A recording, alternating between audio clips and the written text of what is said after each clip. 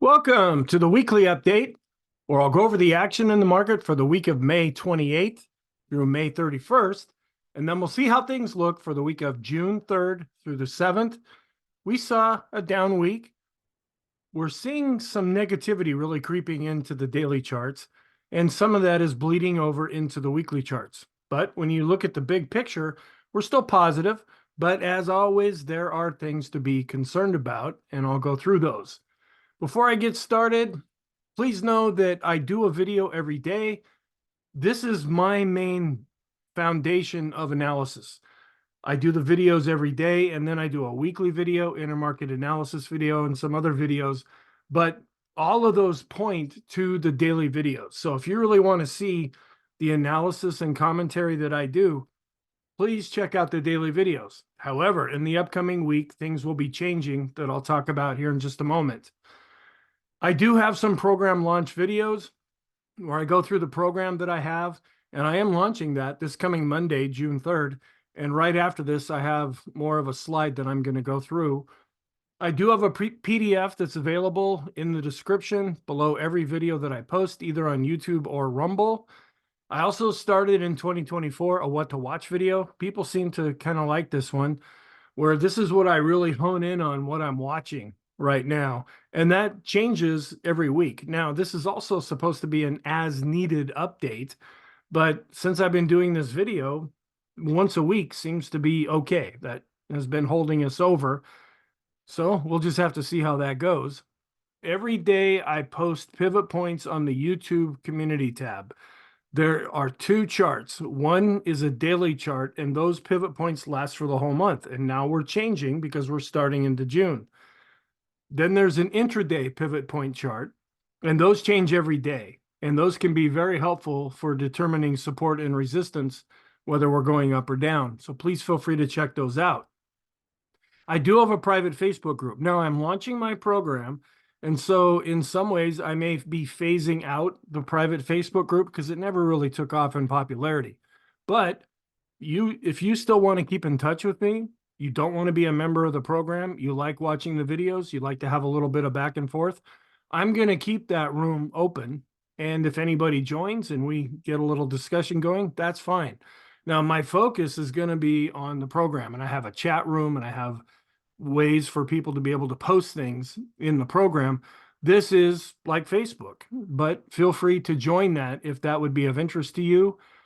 I don't have a poll to go through this past week. A week ago, when I was trying to do the videos, I'm located in a country in Eastern Europe right now, and we had a visitor who is the leader of Russia.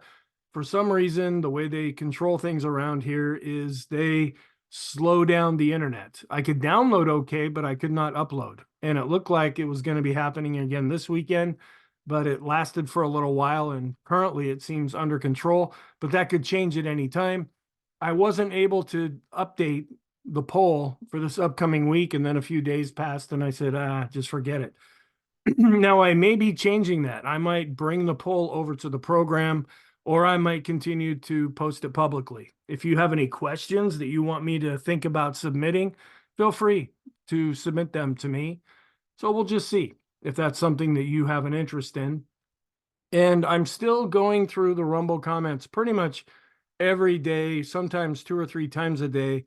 I've got these people that think they're social media geniuses and SEO experts when they're really not. They just attended some fast webinar, and they go through and they post comments telling how my life will suddenly be worth living if I hire them to help me expand my channel.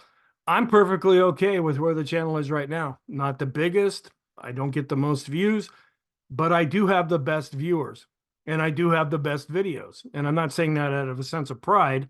I'm saying that out of confidence in doing this for, well, going on about over 30 years now.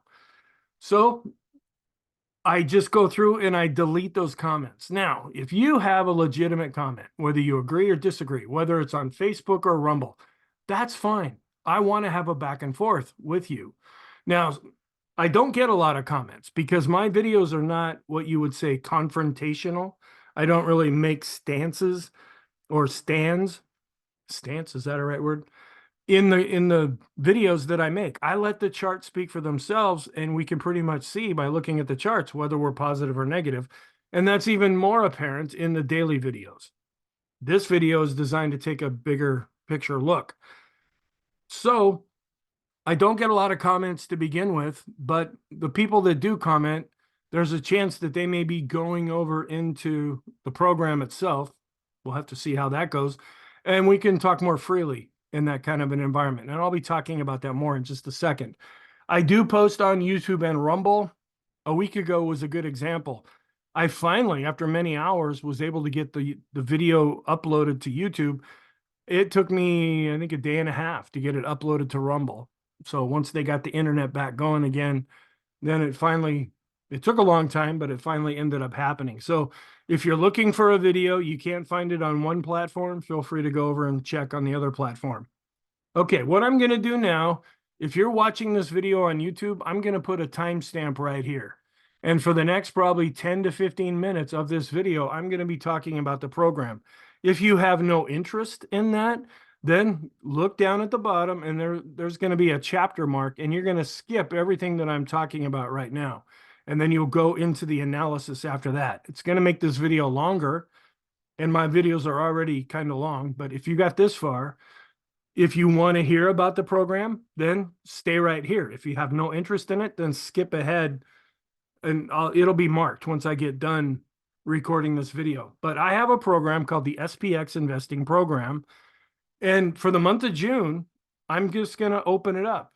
Now, you're going to have to pay with an email address because I have everything set up on Substack. And that seems to meet my needs for everything I want to do to this point. I can have a chat room. I can post videos. I can post text. It's a lot more than just going there and reading writing. That's a huge part of what it is, but they've expanded it a bit to include the things that I want to have.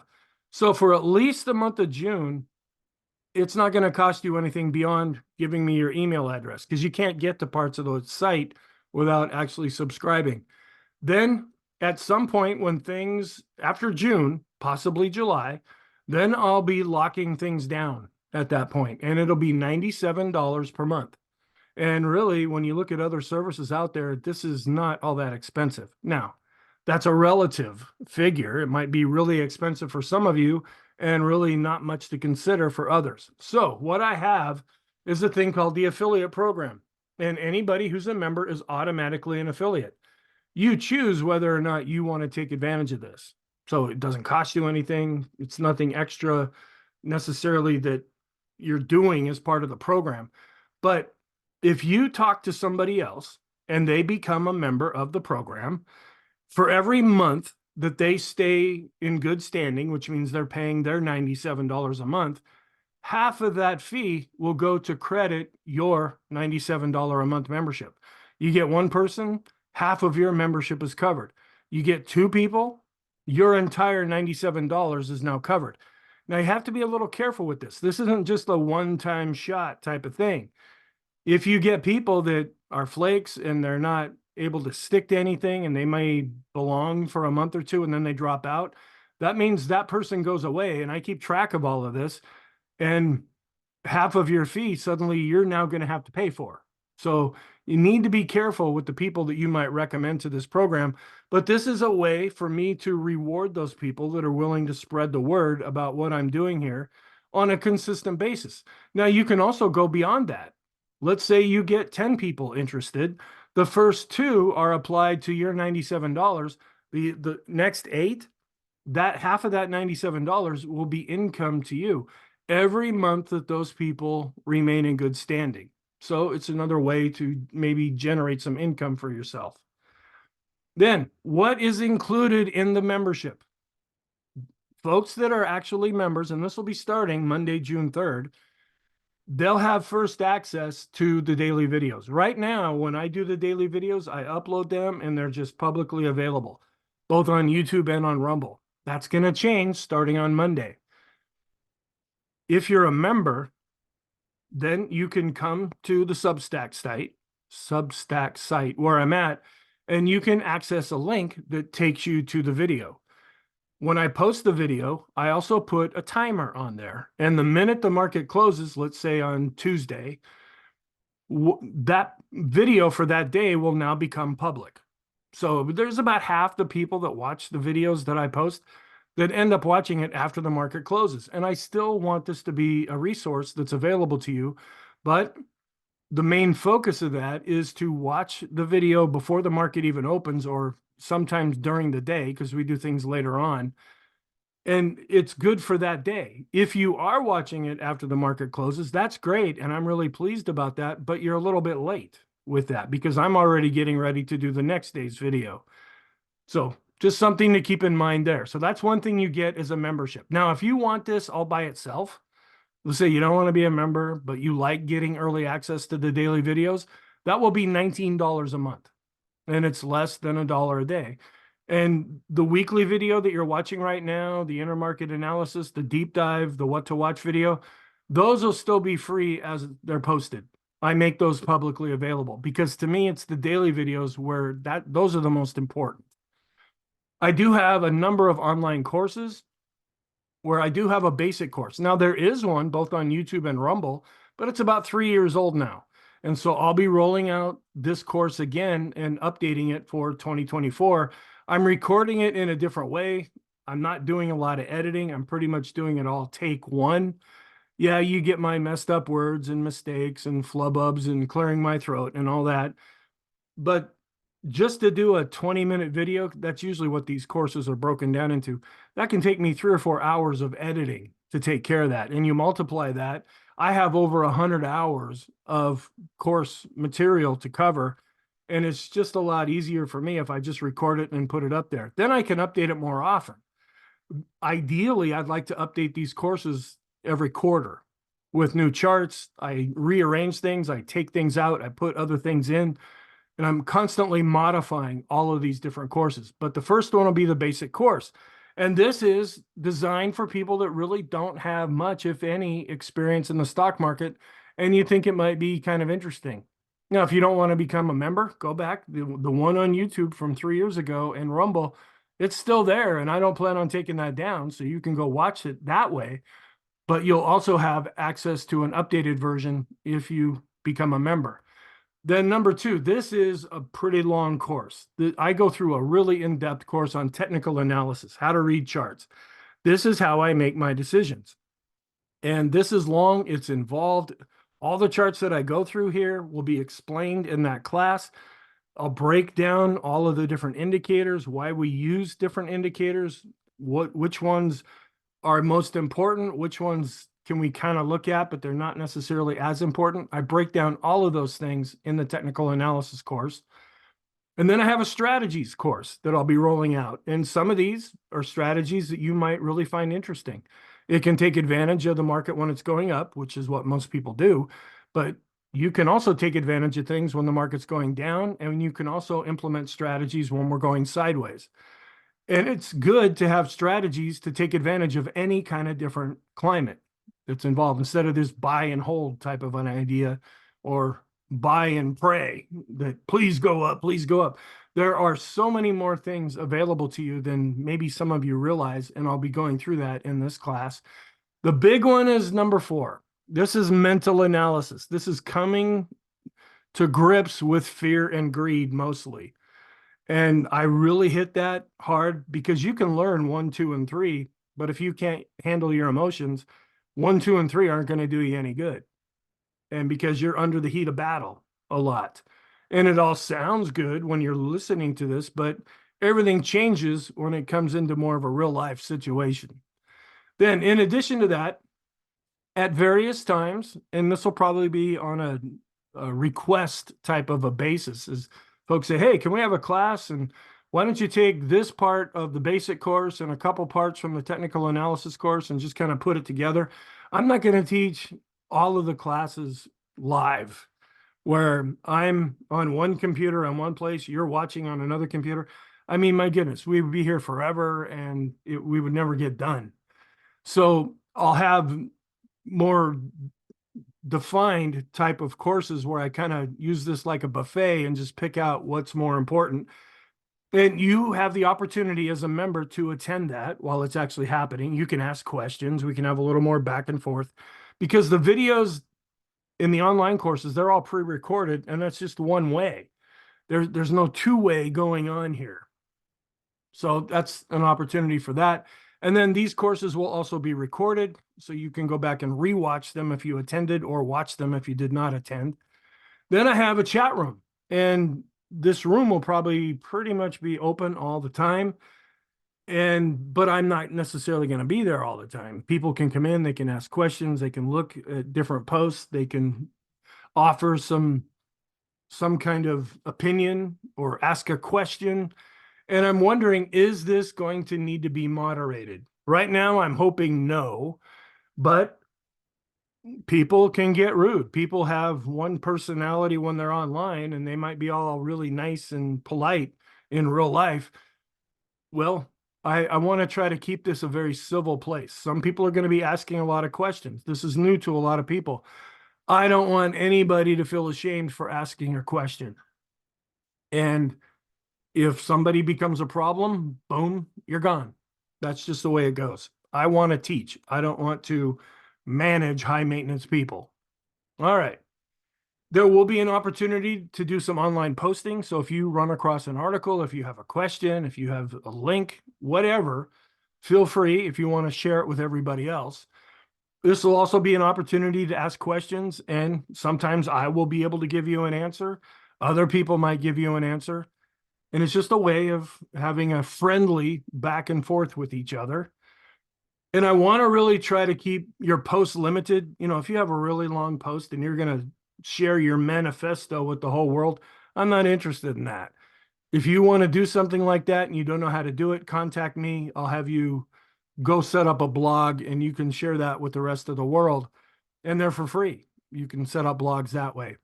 But we don't want to get it long and drawn out necessarily. Now, that doesn't mean I want to stifle anybody's ability to explain a question or to need to go into more detail with things. I'm just talking about you're coming in with all this stuff and writing things that really don't apply to the program. And I want to keep the discussions in that chat room relevant to the program. Now, we might have a little off talk from here and there. You know, I'm a baseball fan, talk about baseball a little bit, maybe football, what's going on. What I want to do is create a safe place because America is a very divided culture right now. I don't want that division to come into this room. And so we keep those other topics out of the chat room completely. They don't have anything to do with the stock market. And so why not have a safe place where doesn't matter what your political stance is, what your faith is, you can come into this place and know that you're not going to be attacked for any of those things. All right.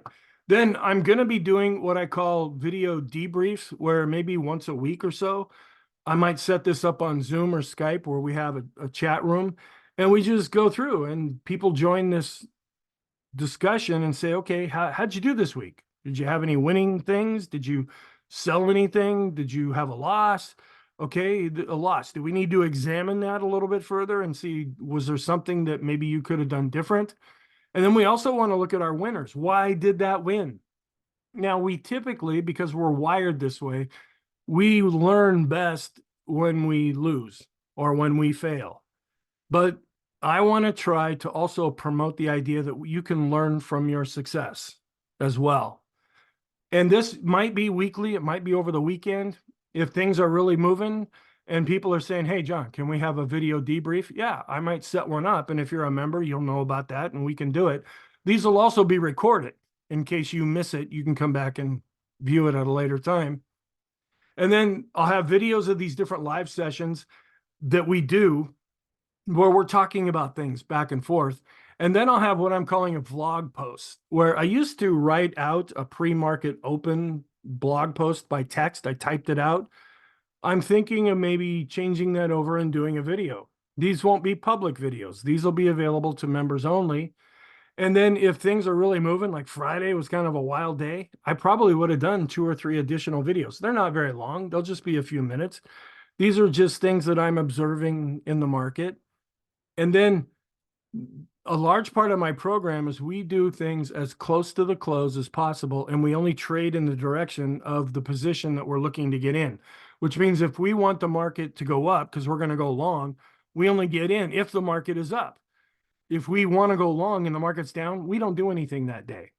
Well, on the days when we want to go long and the market is up, the last 15 to 30 minutes or so, I may open a room in Zoom or Skype or something. Anybody who wants to can join. We watch what's going on, and then people make their own decisions about whether they want to enter or not. And it's not to tell you what to do. It's more to give you support. And maybe you can discuss this and say, I don't know about this. And then people, including myself, can offer some feedback. And then you ultimately make the decision to say, yeah, I want to go with this, or no, I don't. Then I do a number of supplemental videos where I do research all the time. I'm reading books, I'm watching documentaries, I learn about different things. And these are additional videos that'll be available to members that are not public, where I go into different topics like ESG. Like, are we really going to go into a recession? What are the good points to seeing that we're going to go into a recession? And what are the bad points? Because it's a real debate and it's going back and forth right now. I would like to do some more videos about that. I don't make those public because I'm not looking at arguments here. I present one side and then the other side, and then I let you decide what you think is going to happen. But these are more as needed as well. I might read a book, what have you, and then just do a video about that. And then this is the one that a lot of folks are really going to latch on to. Based on what I teach in the courses and my philosophy and the strategies and what strategies you decide to implement, based on all of that, I come up with what I call a sample portfolio. This is not telling you what to do. This is just saying, okay, based on this program, these are some positions that we might entertain getting into. Now, if you don't understand the strategy, please don't do it. This is not blind faith here, because you're the one that's taking the risk in doing these things. And make sure you understand something before you actually do it. Some people just go long. They have no interest in going short. They only want to ride the market when it's going up. When it's going down, they're in cash and they don't want to do anything else. That's fine. Some people maybe want to go beyond that.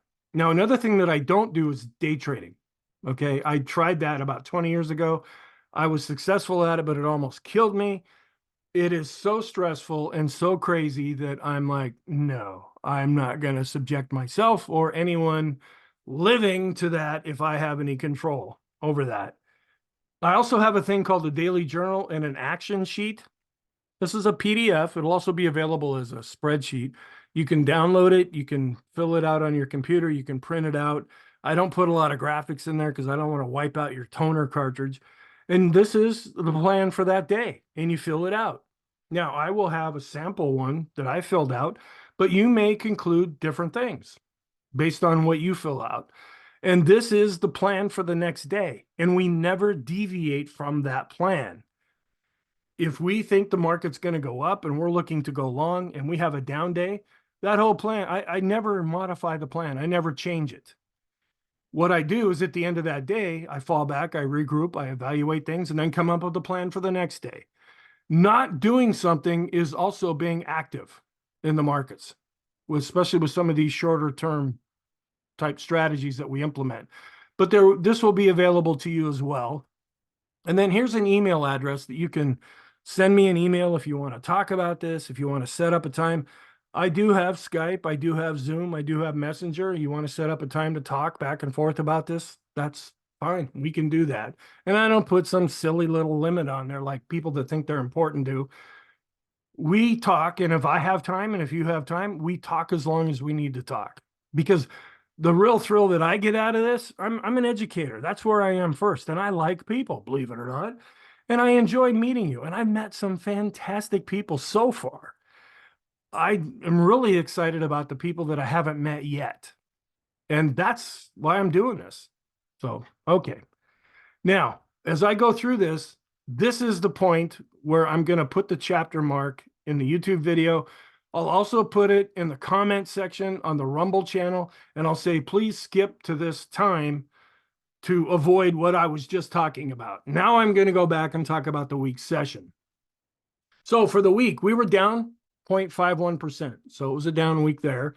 We were still below average with volume. Now we saw a huge spike in Friday's session, and it wasn't options expiration. That was a week ago. But we had a big downward move. We hit some support on Friday right at the 5,200 level for the S&P, also fairly close to the 50-day moving average. And then we just reversed and went back up. And there was an awful lot of volume going into that move. We're still positive when we look at our charts, but as always, there are things to be concerned about. It's about inflation and interest rates, and that applies all the time. But right now, we're in one of those environments where it's even more so. We did get the core PCE report on Friday. Initially, the market could have reacted positively. We gapped higher, but then we spent the first half of the day just tanking.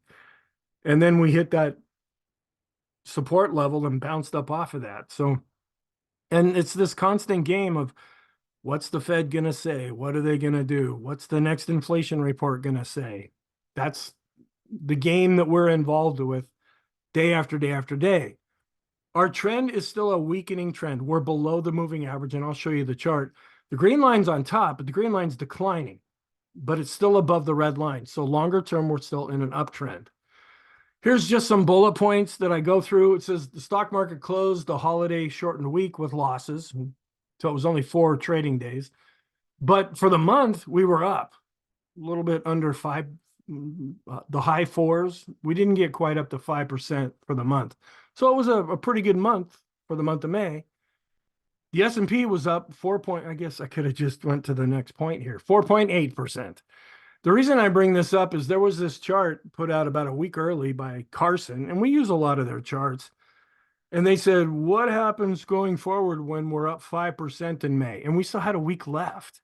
And then we were really going down, and we would have been under 4% for the week had we not seen the bounce in Friday's session. NVIDIA, that was the big stock right now, and that's kind of the darling, and everybody loves it. It was up 26.9% just in the month of May. That's why you got a lot of people chasing this and downloading apps to their phones and buying NVIDIA, and they have no clue what they're doing. And that's when you have to worry about things getting a little too crazy.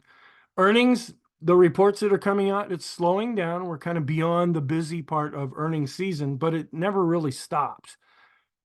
But it can still have an impact, but it's been more, it actually has more of an impact on the Dow because there's only 30 stocks in there.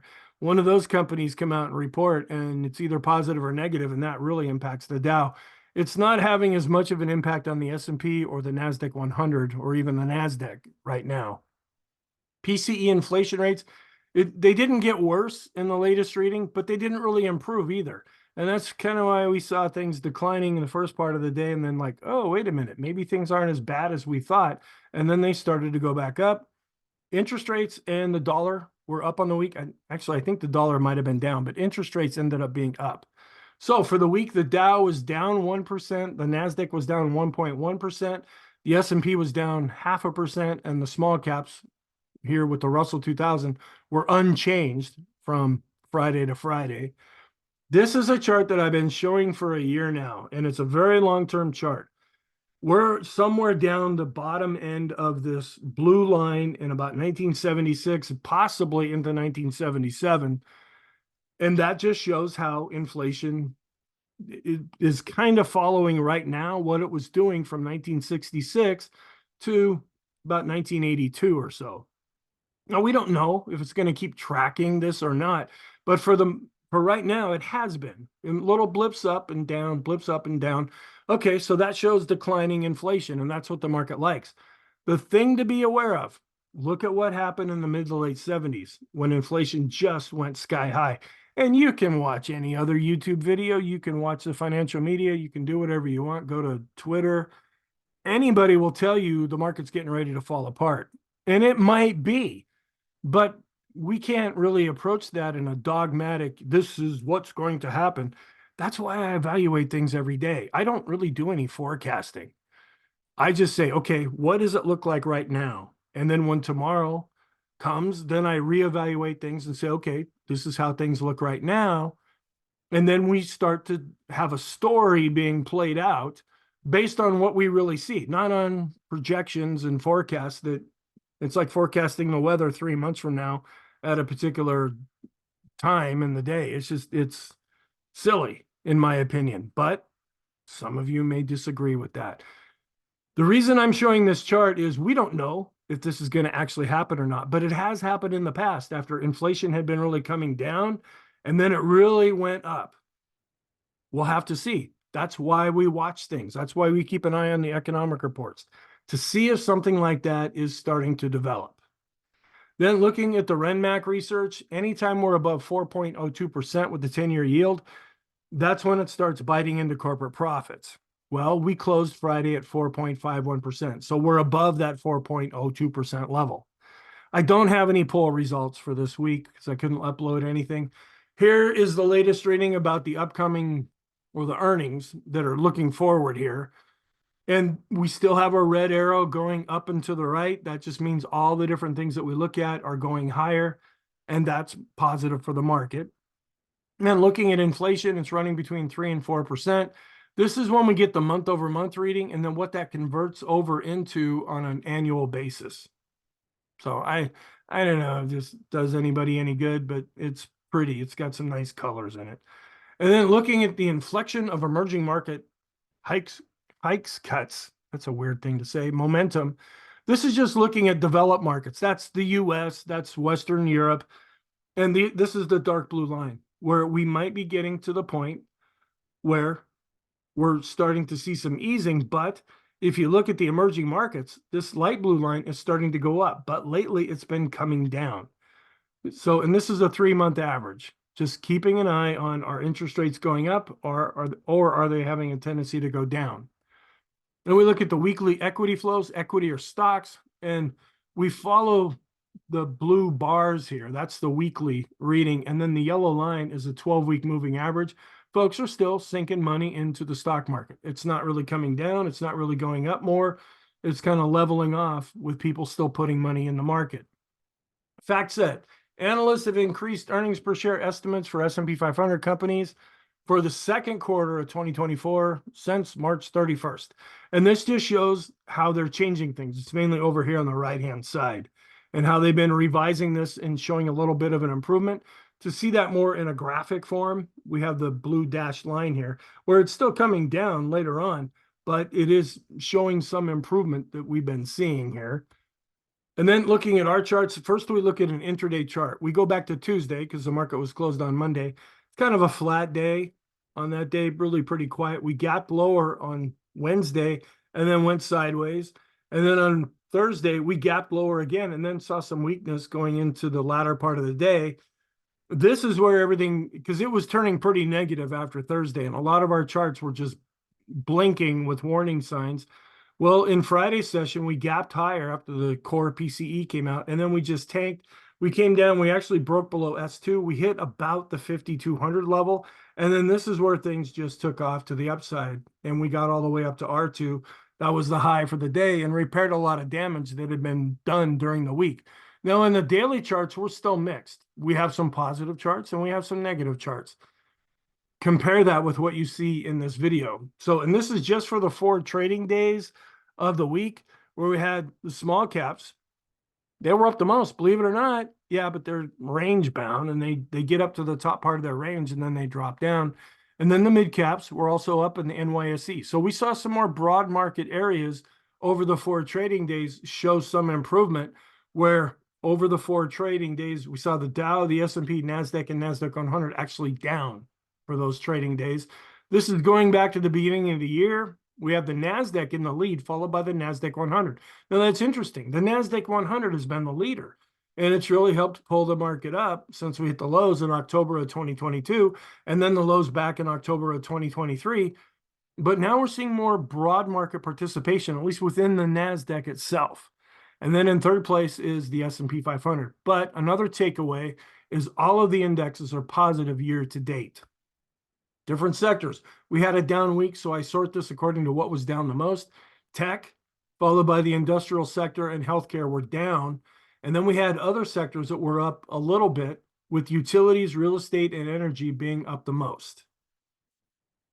Then we also look at this relative rotation graph, and there should be another chart here coming up in a moment, where up and to the right is more positive, down and to the left is more negative. We are seeing energy, and this is over the last year, where it's showing some improvement here. Utilities, which is more of a defensive area, we've been keeping an eye on that, and I've really been hitting that in the daily videos. And then we also see the materials, which are showing a little bit of weakness here, but they're still looking strong. Then we have the financial sector, which has been showing some weakness. And I can't tell what this one is right here. So then we have XLK, which is tech. This has been showing some weakness. We have XLV, which is healthcare. XLY, which are staples. I'm sorry, discretionary. This is an area that we want to see doing better. And then we have real estate. So could this be communication right here? Possibly. Then in addition to that, I'm including another chart that, or I guess bar information source that goes with that relative rotation graph. This shows you the longer the tail, the bigger the move, the more thrust there is behind it. And we're seeing utilities, energy, and communication doing the best, followed by materials. And we have some more neutral areas. The red area is real estate. Just can't get a break over the last year or so. Discretionary, which we would like to see doing better. Healthcare, which is, we're keeping an eye on that. That's more of a defensive area that folks get into when they're worried about the market really going down. We saw that at the end of 2021. We're seeing it with staples and we're seeing it with utilities. Those are the big three defensive areas. We're keeping an eye on healthcare. It really hasn't changed all that much for right now. And then the tech sector is also looking rather weak as of late. Now, this goes back over the last year, and it's comparing the performance with the SPY, which is the ETF for the S&P 500. These are looking at the different indexes, where we have the OEX, that's the S&P 100. We have the mid caps and the S&P, and it's really all jumbled up here. But these are the areas that have been holding up a little bit better. The NASDAQ 100 is negative, but when it's turning up and starting to go back up, that means that it's showing some improvement. And then we have the small caps, which are showing a little bit of improvement. The Dow Jones Composite, the transportations, they're doing about the worst. They just haven't been performing all that well. We have utilities that are coming on strong. Again, this is a more defensive area that is causing us a little concern right now. And then here's the corresponding information to go with that, where we have the OEX, the S&P 100 doing the best, and then the mid caps. Now, the OEX doing good is rather encouraging because the S&P 100 are the biggest stocks in the S&P 500, and those are the big mega caps to a degree. I mean, there's 100 stocks there rather than 7 or 8 or 3 or whatever the list is now. And then we also have some value in the S&P. So this is just showing that these areas are holding up fairly well. Neutral, now lately, utilities have been coming on. The composite's still doing okay. Small caps, they go up and then they go back down, up and then back down. Where we're seeing the transport showing some weakness, and then the NASDAQ 100 is starting to show a little bit of weakness too. And I go through that more in the daily video where we are seeing some weakness. It's like NVIDIA is carrying the entire index right now. So looking back over the sectors, this is just the 4 trading days that we saw. All of the sectors were up, but we had tech ended up being down. Going back to the beginning of the year, we have communication and utilities positive, followed by tech. All of the other sectors are negative year to date. Here is sentiment. We're neutral right now when we look at this sentiment gauge, and this gives us an idea of how it's changed. We were coming down. As we were declining, we tend to ride with that, and we become more negative too. If we get down to the point where we drop below 25, that's where we look at using this as a contrarian indicator. The same thing was true when we were really high. When we get above 75, it doesn't mean it's going to change right away when we're seeing a lot of good momentum, but we're at least keeping that in the back of our mind that, hey, eventually folks are getting really complacent here and we're due for some kind of a pullback. And that's what ended up happening in April. Then it looked like we were really starting to improve as we were coming through May. But over the last week, we saw some weakness, but then we saw a bit of a bounce back in Friday's session. These are the active asset managers, and they're tending to be kind of extremely bullish right now. When we get above this red line and even higher than that, That's when we start looking at using this as a contrarian indicator. Now, these are professional money managers, but they're also human beings. They have peer pressure. They have clients they have to answer to. And if they don't own any NVIDIA stock and they're getting ready to send out their statements to their clients, and their clients read through and say, how come you don't own any NVIDIA? Well, now they have to chase a stock that's already been going up just to say that, yes, we did get into some of this after all. So this is a little bit of a concern to us right now that they were getting a little too extreme positive. This is that same chart coming in at 92.21. The VIX really dropped down to a low level. We were dropping below 12, both with the bar chart and the line chart. But then as we were seeing some weakness, we started to go back up, both with the bar chart and the line chart here. This is also suggesting sentiment when we're above this dashed line, we're starting to get a little too happy about the market. Now, the other gauge that we look at, we're neutral. This one is suggesting that we're a little too exuberant right now. That's why I use different sentiment gauges. The Ulcer Index is kind of like the VIX. We're flattening out here. When we really start to get nervous is when we go above the red moving average here. But now we've been flattening out for the most part. And then we have the spread between risky and not as risky bonds, where we're coming down with the spread, and that tends to be more positive. Now, right after this, I also have a chart that's the same thing, but it's inverted, so you kind of have to think a little bit different. I want to have all these line up, where we're seeing the S&P on top, which hit an all-time high and then has been pulling back. The spread that we just saw right back here, this is flipped upside down, and it's not as long-term of a chart, where we're still seeing that there's not a lot of risk. That just means that the bond market is not anticipating anything too crazy right now. And then this is the VIX itself, where usually we look at this when it's going down, stocks are going up. I invert that, showing that we are picking up a little bit with volatility here. Then this is another sentiment gauge. This is updated every week. It's Investors Intelligence, and they're coming in at 3.25 right now. So we're above that 3 level, but we could still go higher than where we're at right now. With the negative week that we're just coming off of having, we might see this drop down a bit. This is another way of looking at sentiment. We look at a weekly chart of the American Association of Individual Investors. They actually dropped back a week ago. We were looking a little extreme. We were getting above this 20 level. We get really nervous when we go above 30. Well, we never got up to that point, and we're dropping back. Longer term, though, there's a 50-day moving average on here, and it's continuing to go up. So we're trending more positive that way. Now, when we're in the middle area, we can ride along with that. We don't always use this as a contrarian indicator, just when it gets to an extreme positive or negative reading. Then we look at T-bills, which is pretty much cash, and we compare it with the tech sector. When this is going down, that means that tech is outperforming. And it's, even though it turned up in the latest reading, it's still tending to go down overall. Here's the latest reading from GDP. We got another update on Thursday, the second estimate. And right now they're coming in at about 2.75%, about maybe 2.8%. Based on what they're seeing here, where we look at the forecast, we're just under 3% to the upside and about 1.25% maybe percent to the downside. This is the same thing, just representing it as a bar chart here. We're focusing over on the right-hand side right now, but we have to be careful. Even years, well over a year into the future, they can come back and revise some of these GDP readings. And I was reminded of what happened back in, I think it was like 2005, where they went back and they revised a whole lot of GDP readings, and the market was mad because it turns out we were in a recession for a lot longer than what the market had thought. And so that, even though it's old news, it really had a negative impact on the market. And here's the RIDEX bear bull ratio. When this is going up, that means folks are negative on the market. When this is going down, they're more positive on the market.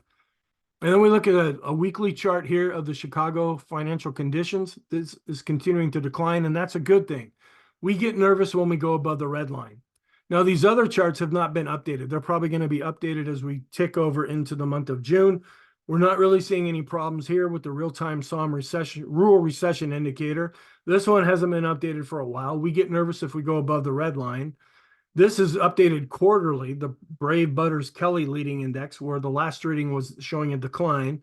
Then this updates every day. This is inflation now casting, And this adjusted a little bit because we had the PCE reports coming out in Friday's session. And then keeping an eye on the Fed. We do have another meeting coming up on June 12th. Right now, there's a 95.6% chance that they're going to leave rates exactly where they are. They're not going to raise them. They're not going to lower them. There's a 4.4% chance that we might see a 25 basis point cut. This will adjust every day as we get closer. This shows how things have changed, and we haven't seen that big of a change. The dark blue area is where we're at right now. Then we have a day ago, a week ago, and a month ago. So we've kind of locked into that idea that the Fed's not going to raise or lower rates at the next meeting. Then we look at the July 31st meeting. As of right now, an 83.8% chance that they'll leave rates the same at that meeting. 15.7% think we're going to get a 25 basis point cut, and 0.5% think we're going to get a 50 basis point cut. But this is mostly what the market is focusing on right now. And this shows how this has changed over the day ago, a week ago, a month ago, and it hasn't changed all that much. This is the one that the market's starting to focus on now. Maybe September, we could see the possibility of a rate cut. Now, there's nothing saying that's going to happen, but right now, there's a 47% chance that they're going to cut rates 25 basis points. There's a 45% chance that they're going to keep rates the same. There's a 7.5% chance that we're going to get a 50 basis point cut. This changes every day, and as we get closer and closer to that meeting, it's going to become more locked in. And then this just shows how it's changing, where you have the folks that say, no, we're keeping rates the same. No, we're going to have a rate cut. This is when I talk about this in the daily video, and in the scenario, I say the market is anticipating possibly a rate cut in September. This is where I get that information from. And then looking at the Fed balance sheet, where it shows that it's declining, but you see it's actually going up here in the latest reading. That's because they're easing their quantitative tapering, which could loosely be converted over into quantitative easing, which means they're adding liquidity back into the market. They're actually doing some buying instead of just letting things drop off their balance sheet. That's what helped bounce us up out of the lows that we saw in April. But that's kind of done now, and it's kind of worked its way through the market. Once that got finished, that's when we started to see things pulling back. This is looking at a year-over-year basis, showing how we have been declining, but now it's ever so slightly starting to go back up. Looking at the advanced decline line, we're still looking okay on the daily chart. We did see some weakness, but we're looking okay here based on price and volume. We're well above the moving averages, and the moving averages are going up. We look at the new highs, new lows, not seeing any real expansion of the new highs, but not seeing any expansion of the new lows either. However, because we've been falling back here, that's causing our 4-week moving average to go down, and our 10-week moving average is also declining. The advanced decline ratio still looking good. We're actually getting kind of extreme here with the shorter term. We went negative on the daily chart, but then in Friday's session with the blue line, in Friday's session, we were able to get back above zero. This is a smart money indicator. We're above the moving average and going up. We're also seeing that continue on the daily chart. Looking at our trend, where we have the green line on top, but it is declining. The ADX is above 20. That shows that we're in a trending environment, but we're below the moving average, suggesting it's a weakening trend. Now, this is still a trending environment. It just shows that the trend might be weakening. We don't go into an official non-trending environment until we drop below 20 with the black line. This is the Erin. This measures the difference between buyers and sellers. The green line is on top, the red line is on the bottom, and so we're getting quite a positive reading with this indicator. The mass index, it generated something on the daily chart, and it may have been telling us about the downward move, but it was over a week too late, and that's too long for me. I don't like that big of a window. So here's a daily chart where it's a little hard to see because we've got P on the chart here. This is a pivot point. We came just about down to this pivot point and found some support off of that. I was watching things very closely on Friday. I was wondering if we were going to come down to the 50-day moving average. We didn't get down quite that far. I also have a trend line going from the lows that we set last October, and I kind of cleaned this up a little bit. It should be a little closer up to the lows. But what we're seeing here is support levels coming together. We have a pivot point, we have a moving average there, and we possibly have a trend line that's close by. And so if the market was going to make a stand, it needed to do it on Friday, and it did for right now. We just don't know what's going to happen going forward. When we look at the Keller market model, we're positive across the board, across all the different indexes, the S&P, the mid caps, small caps, and the Qs. Looking across the market, we're positive with the stocks. We're negative based on price with bonds. We're negative in the short term with commodities, and the dollar is in a shorter term downtrend. And then they're fiddling around with this. They came in and they changed this with the decision point scorecard, but then they backdated it. And it's like, okay, that already happened like a long time ago. We were looking positive across the board, but then after Friday's session, the intermediate term based on the PMO, because that's turning negative, and that's what I'm seeing on the daily charts as well. Longer term, though, we're still above the midpoint of this trend channel. So we're even with all of the fuss that was made about the declines, it just looks so small when you take it in a bigger picture view.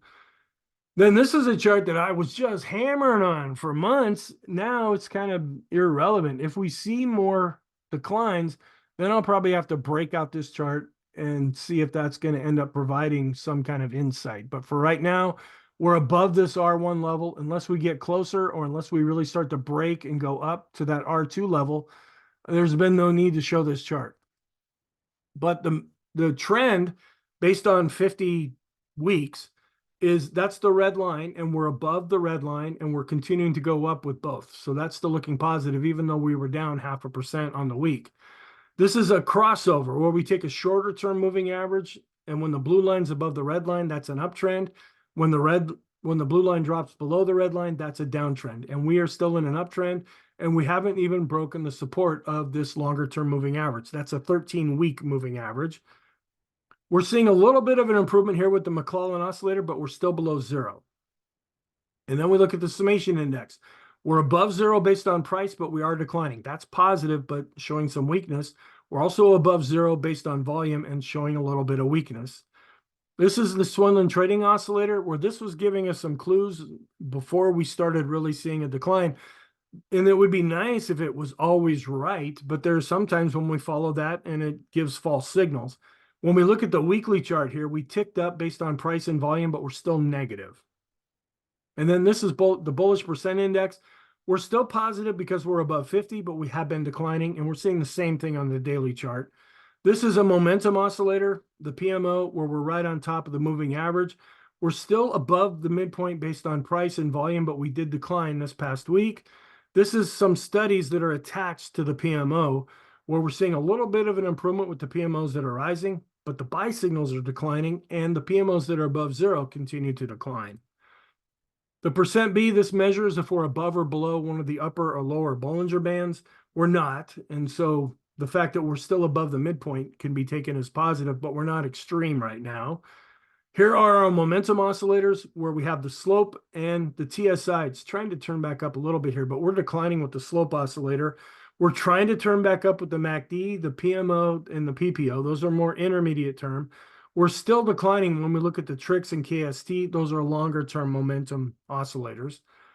Shaken money flow actually holding up quite well, even with the downward moves that we've been seeing on the daily chart. We're seeing a little bit of an improvement here with the red line still going up, even though it declined slightly in the past week. And the Shaken oscillator still above zero and advancing, so that's positive.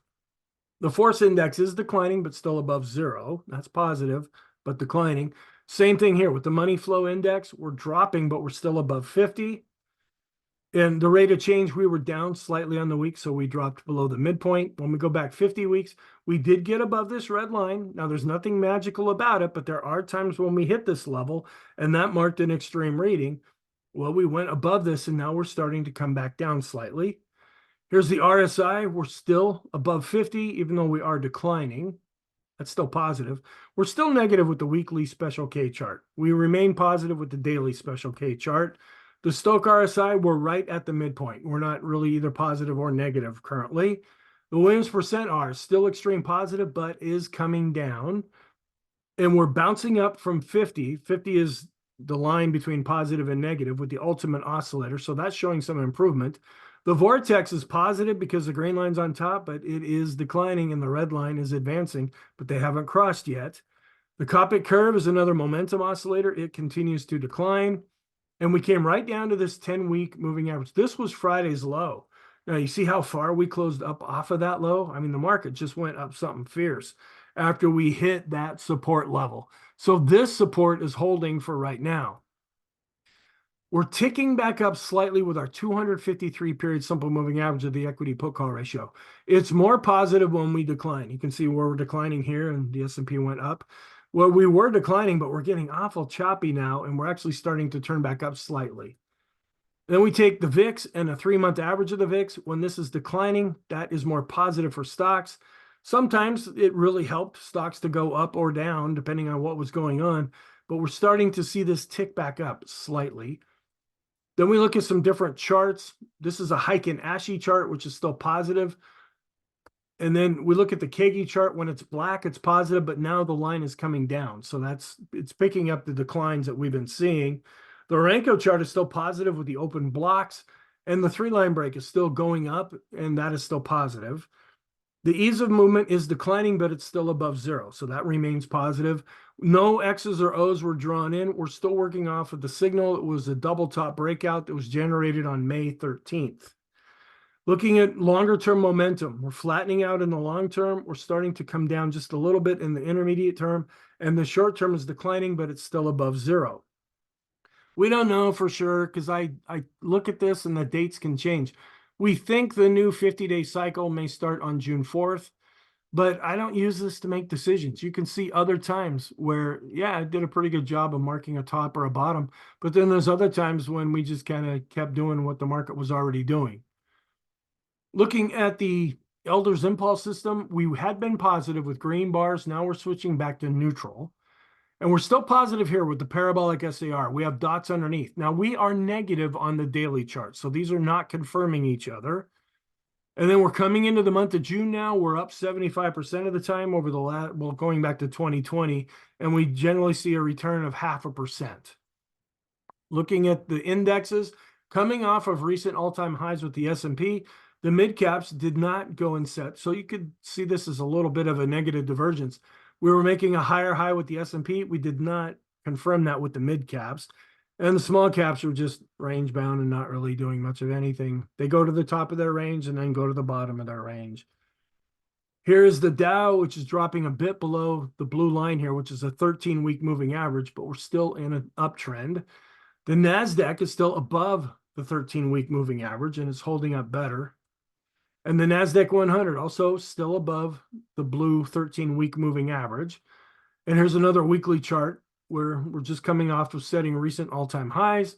The mid caps are a little bit above their 13-week moving average. They're hanging up a little bit better. We're a little bit above the moving average with the small caps, but you can see for all of 2024, we have 1350 to the upside and about, what is that, 1250 maybe or so to the downside. And we've just been bouncing around like bumper cars so far for almost half the year. The NYSE is still above its 13-week moving average and still looking positive.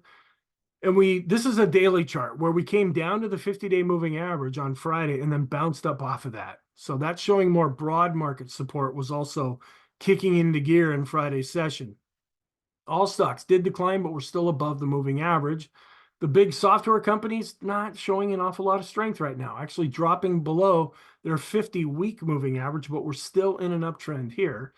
The FANG index coming off of setting recent all-time highs, still above their longer-term moving average based on 13 weeks. ARK just can't seem to float right now.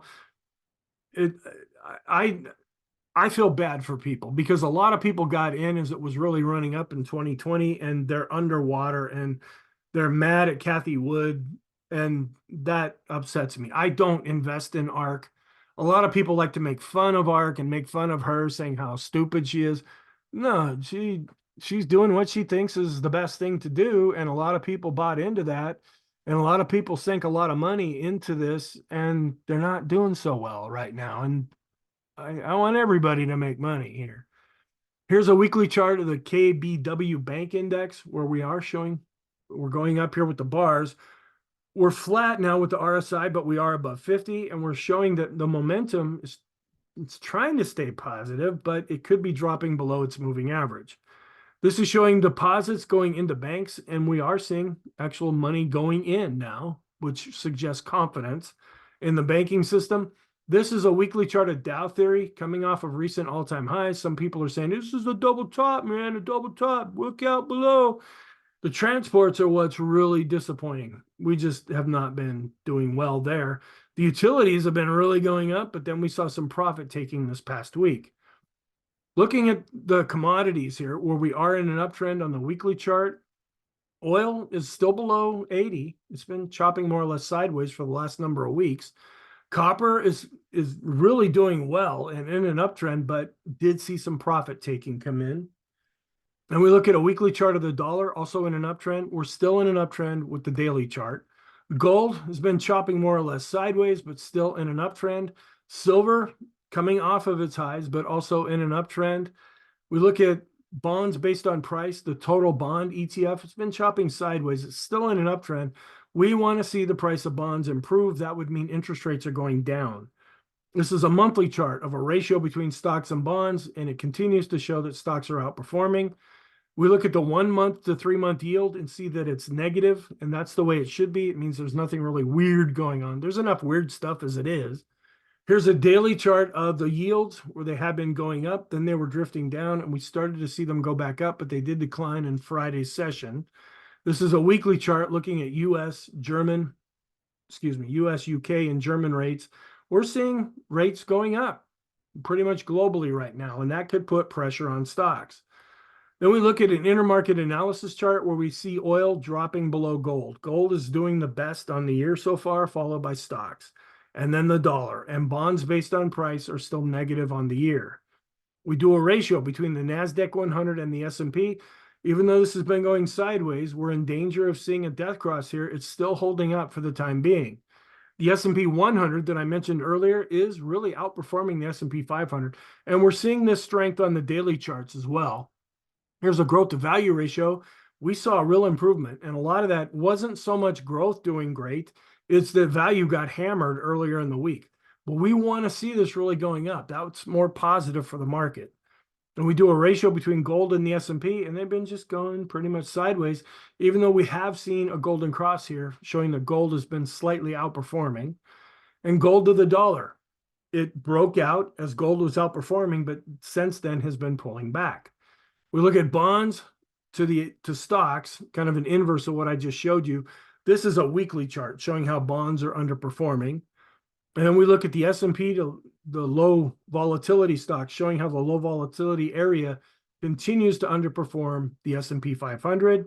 Discretionary, this is a disappointing area. We had been outperforming, but Tesla's causing an awful lot of problems for the discretionary sector. And then staples have recently been strong too. And so we're seeing this generate a death cross here longer term. This is more negative for the market. We want to see this go up to be more positive. We do a ratio between energy and tech. When this is going down, that means energy is underperforming. It was bouncing back up, then it fell back.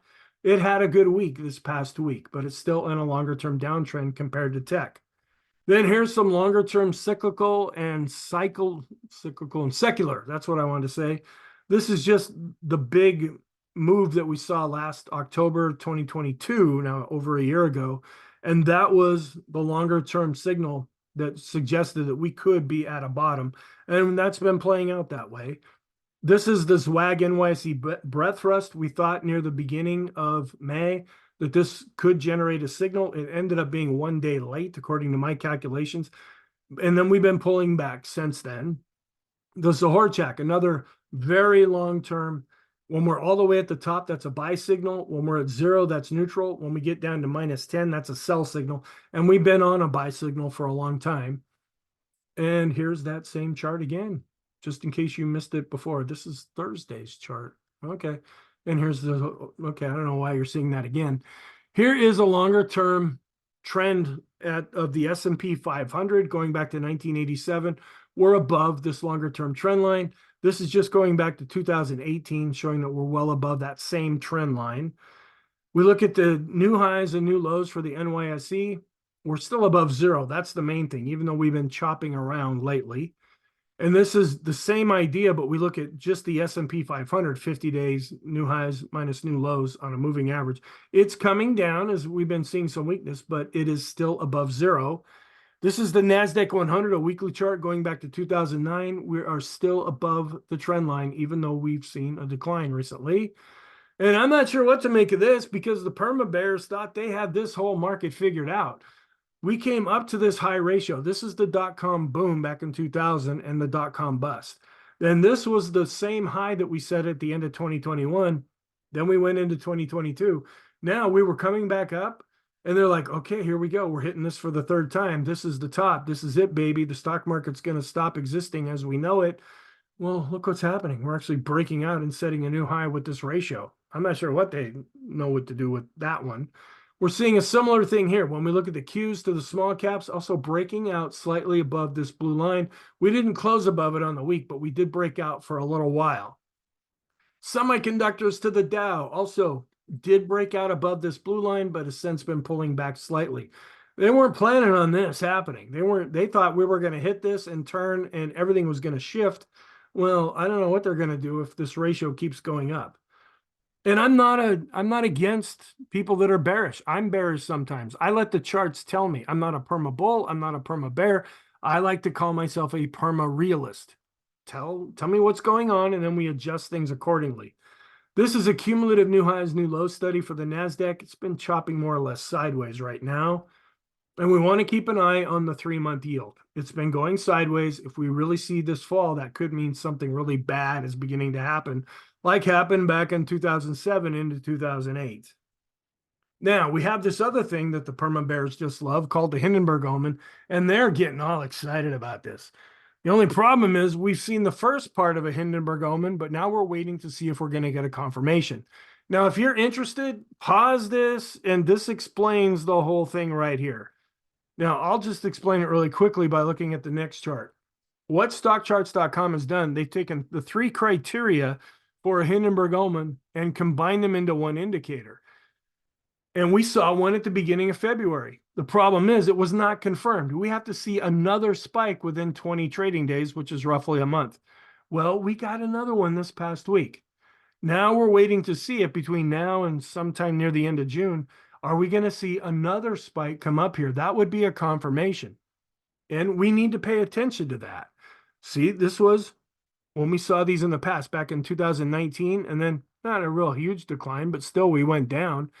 This was before the COVID crash. This thing was flashing all over the place. This was at the end of 2021 before we went into 2022. So if we do see another signal, we need to pay attention to that. But you might hear some people talking about this. And I think it was in, I don't know, Friday or Monday's video where there was an article saying Hindenburg omen generated. Well, they didn't tell them that there needs to be a confirmation. And so a lot of people are, screaming the end of the world, but it hasn't even been confirmed yet. Okay. So just be careful of those things. Then seasonality, and we've been really deviating for the most part, where we should have seen some positive seasonality going into the end of May. That didn't happen, except for Friday's session. Well, we might see some positive seasonality going at least to the first half to 2/3 of June. This is what we've been following, a similar pattern from 1982, and stocks went up. This was at the end of 2023, and stocks have pretty much been going up as well. Looking at June, going back and just counting election years, this is pretty positive. And I was showing this in the daily video. Now I'm just going to show it here in the weekly video.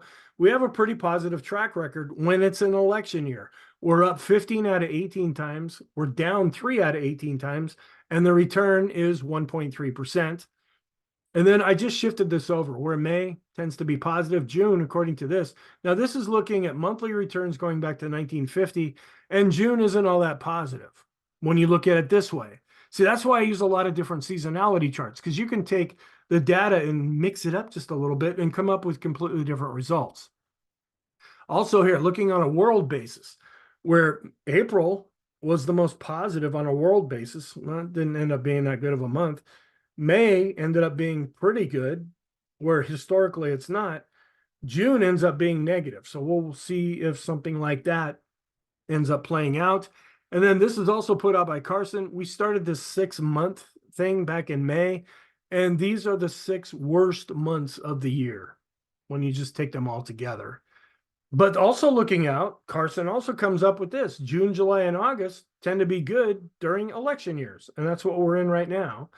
This is Stock Trader's Almanac. I'm just paying attention to beyond this yellow box. I haven't received the updated chart yet, where we typically see positive seasonality through June, July, and August, and pretty much going into the end of the year when it's an election year.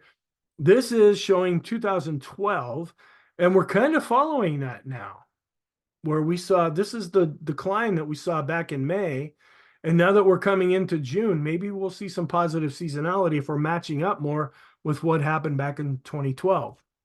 And also looking out a little further, this is Bank of America showing that June, July, and August tend to have positive returns. And then looking at when it's an election year, when it's not, looking at June, when we go since 1950, we're up slightly. Over the past 20 years, we are negative. The past 10 years, we're positive. And during an election year, we're even more positive.